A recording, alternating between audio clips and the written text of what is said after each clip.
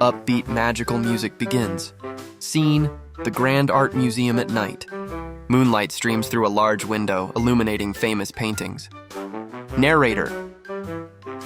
Late one magical night, as the city slept, something extraordinary happened inside the Grand Art Museum.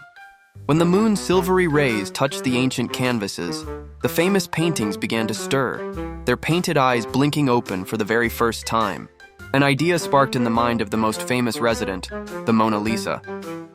"Friends," she whispered, her enigmatic smile widening, "tonight, we see the world."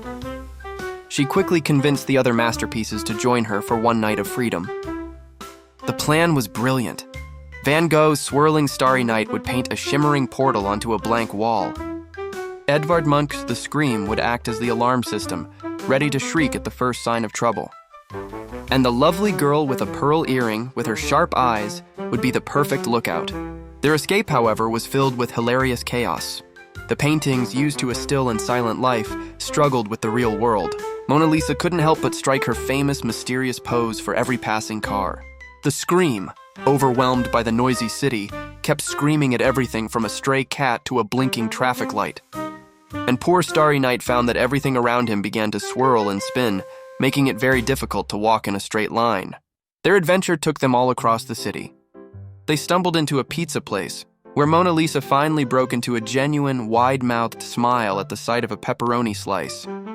At a playground, Starry Night used his magic to create magnificent swirling slides for everyone to enjoy. Their final stop was a movie theater, where, to everyone's surprise, the Scream absolutely adored a scary horror film, screaming along with the actors on screen. Back at the museum, security guard Bob and curator Sarah made their rounds, only to discover the empty frames. A frantic chase began.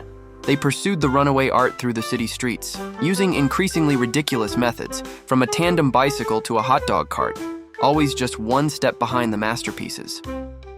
As dawn approached, the paintings felt a pang of longing. They missed their cozy museum home and the faces of the children and art lovers who visited them each day. With a shared, silent agreement, they hurried back through the portal, returning to their frames just as the first rays of sunlight appeared, leaving behind a few magical gifts: a swirling painted leaf for Bob and a single perfect pearl for Sarah. The next morning, the museum staff was baffled.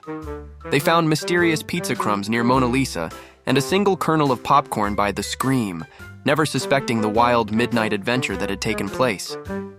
But if you visit the Grand Art Museum and look very closely, you might just see Mona Lisa give a little wink, a secret shared between you and the art that came to life. Music,